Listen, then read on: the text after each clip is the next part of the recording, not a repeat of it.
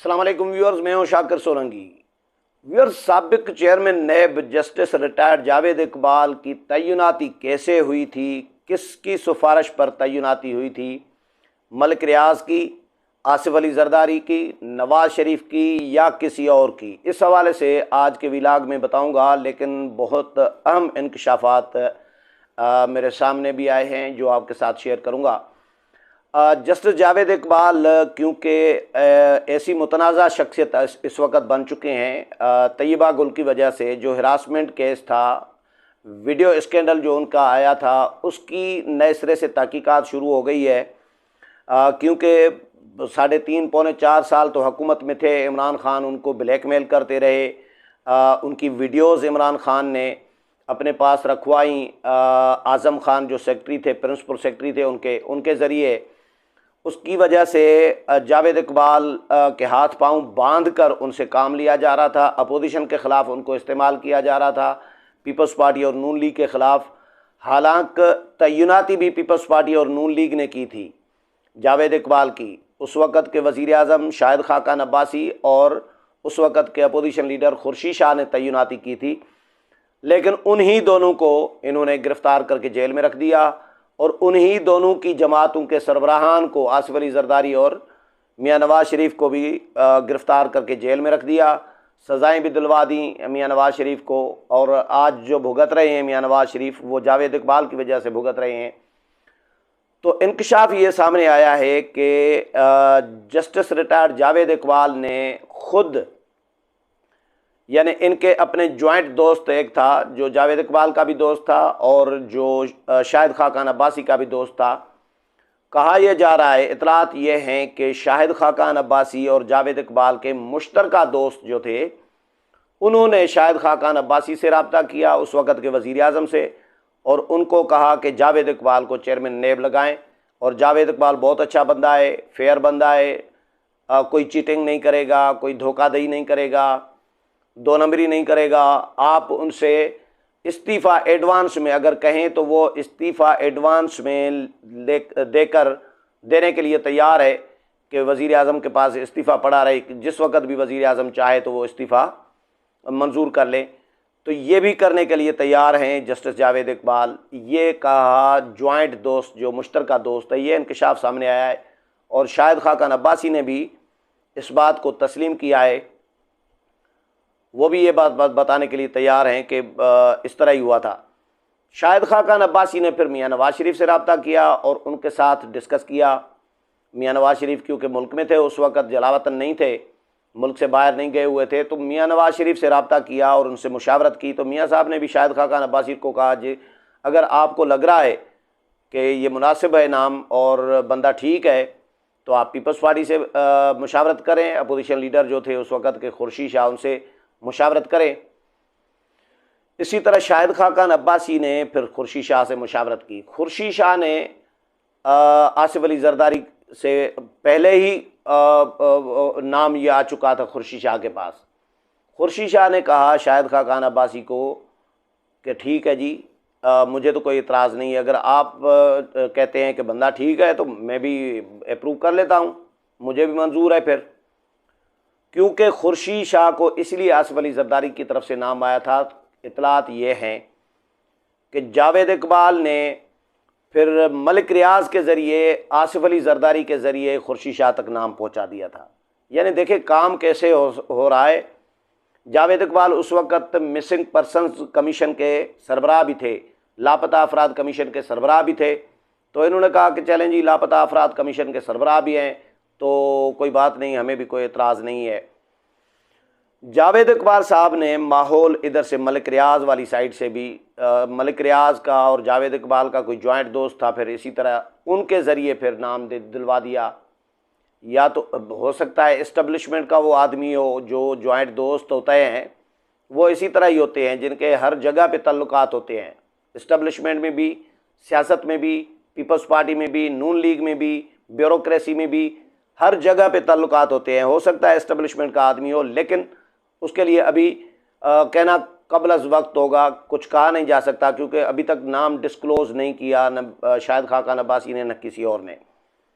तो जावेद इकबाल साहब ने फिर यहाँ से मलिक रियाज वाला भी रास्ता पकड़ा और आसिफ अली जरदारी तक रसाई की। वहाँ से फिर खुर्शीद शाह को नाम दिलवा दिया गया।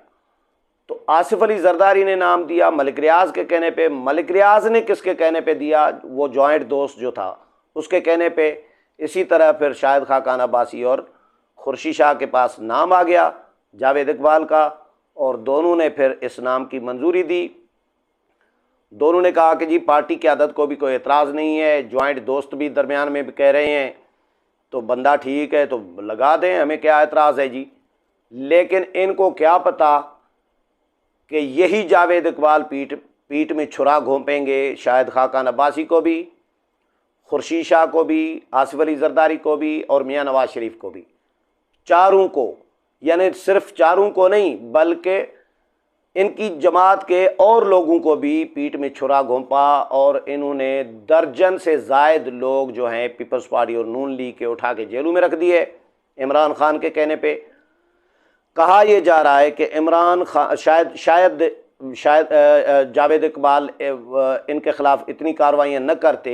ज़्यादातर कार्रवाइयाँ इमरान खान के कहने पर और इमरान खान के ब्लैकमेलिंग की वजह से, जो वीडियो स्कैंडल जावेद इकबाल का है, इमरान खान के पास जो वीडियोस थी, उसकी वजह से ब्लैकमेल होकर इमरान खान के कहने पर उनके सामने ब्लैकमेल होकर उनके हाथों जावेद इकबाल साहब जो है ये कार्रवाइयाँ करते रहे।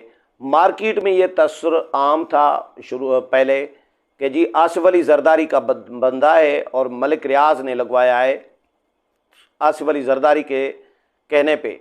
यानी आसिफ अली जरदारी ने मलिक रियाज के कहने पे जावेद इकबाल को चेयरमैन नेब लगवाया है।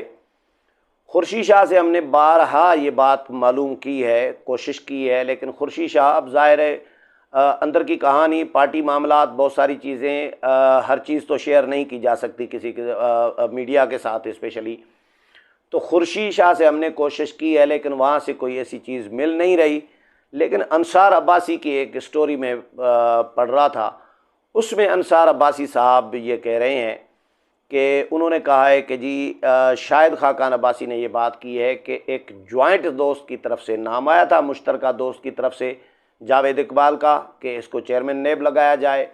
तो फिर मैंने पार्टी क़यादत से भी मुशावरत की और फिर पीपल्स पार्टी को भी मुशावरत की।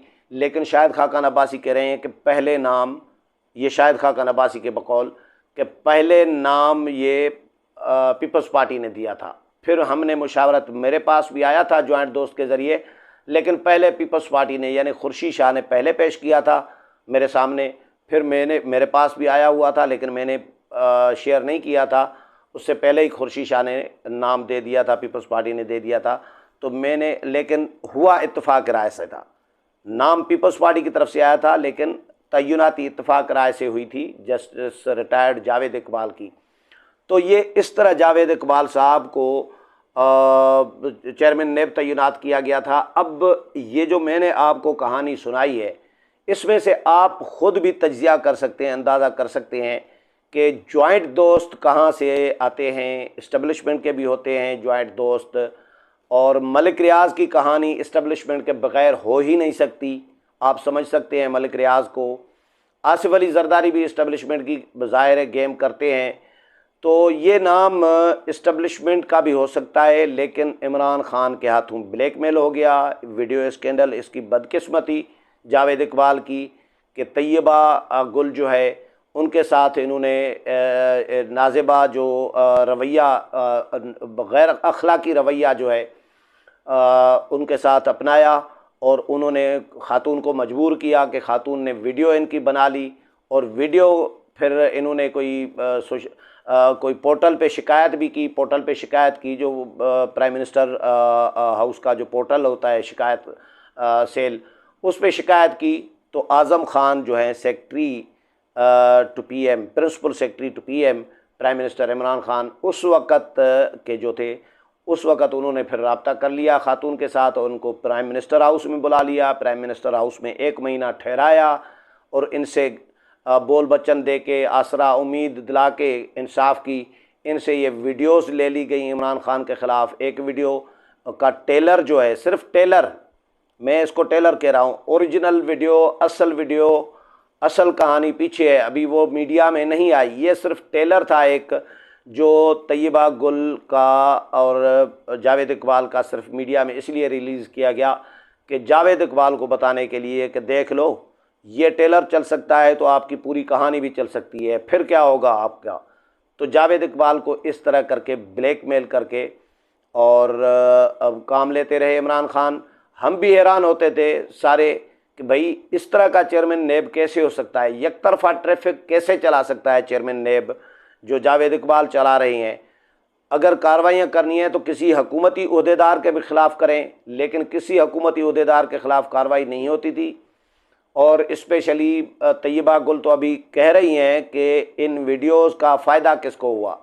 वो कह रही हैं पब्लिक अकाउंट्स कमेटी में उन्होंने कहा है कि वीडियोस का फ़ायदा इमरान खान ने लिया है, नाम नहीं ले रही, लेकिन वो कहती हैं कि Malam Jabba scandal, BRT scandal, billion tree tsunami scandal, ये जो स्कैंडल थे करप्शन के मेगा स्कैंडल, इनमें ये माफ़ करा दिए गए, इनमें रियायत ले ली गई नेब से।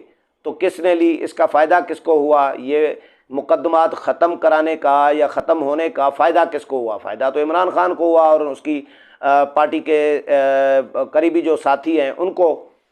तो इसकी भी तहकीकात होनी चाहिए। ये तैयबा गुल कह रही हैं कि इसकी तहकीकात होनी चाहिए कि इन वीडियो स्कैंडल का फ़ायदा किसको हुआ।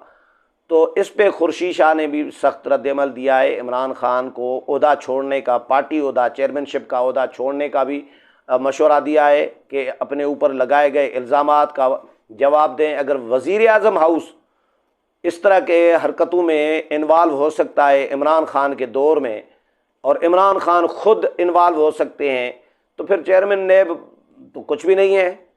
जब मुल्क के चीफ एग्जेक्टिव इस तरह की गैर कानूनी, गैर अखलाकी हरकतों में इन्वॉल्व हो के ब्लैकमेल करके किसी इदारे के सरबराह को उनसे काम ले रहे हैं, तो फिर ये रियासत मदीना के दावेदार का ये दावा किधर चला गया कि रियासत मदीना का नाम तो इन्होंने मिसयूज़ किया है, इन्होंने गलत इस्तेमाल किया है। ये जिधर भी जा रहे होते हैं, तुर्की जा रहे होते हैं तो तुर्की का मिसालें दे रहे होते हैं, मलाइशिया जा रहे हैं तो मलाइशिया महातीर मोहम्मद की मिसालें दे रहे होते हैं, सऊदी जाते हैं तो सऊदी के निज़ाम की तारीफ़ें कर रहे होते हैं, ईरान जा रहे होते हैं ईरान की, चाइना जा रहे हो तो चाइना की, जिधर भी जा रहे होते हैं कहते हैं यहाँ का जो फिर वापस आते हैं तो 4-5 दिन हैंगओवर होता है उन पर, आफ्टर शॉक्स जिस तरह होते हैं, हैंगओवर चल रहा होता है कि उस मुल्क की तारीफ़ें कर रहे होते हैं। लेकिन रियासत मदीना का दावेदारी इमरान खान जो करते रहे थे, अब रियासत मदीना में इस तरह के हुक्मरान होते थे कि इदारों के सरबराहान को ब्लैकमेल करके अपोजिशन के ख़िलाफ़ इस्तेमाल करें। तो बहरहाल इसकी इंक्वायरी होनी चाहिए। तो चेयरमैन नेब अब इंक्वायरी की जद में हैं, उनके गिरद घेरा तंग है। चेयरमैन नेब जब अदालत में या PAC में, पब्लिक अकाउंट्स कमेटी में या कहीं भी किसी एहतसाब के इदारे के सामने पेश होंगे तो यकीनी तौर पर फिर इमरान खान भी इसमें से बरीउल ज़िम्मा नहीं हो सकते। इमरान खान का भी नाम उस वक़्त के वज़ीर आज़म का, वज़ीर आज़म हाउस का और वज़ीर आज़म के प्रिंसिपल सेक्रेटरी का आज़म खान का नाम भी आएगा और उनके ख़िलाफ़ भी इसी मामले में फिर इंक्वायरी शुरू हो सकती है। उम्मीद है प्रोग्राम पसंद आया होगा। अगले प्रोग्राम में फिर मुलाकात होगी, तब तक इजाज़त चाहता हूँ। अल्लाह हाफ़िज़।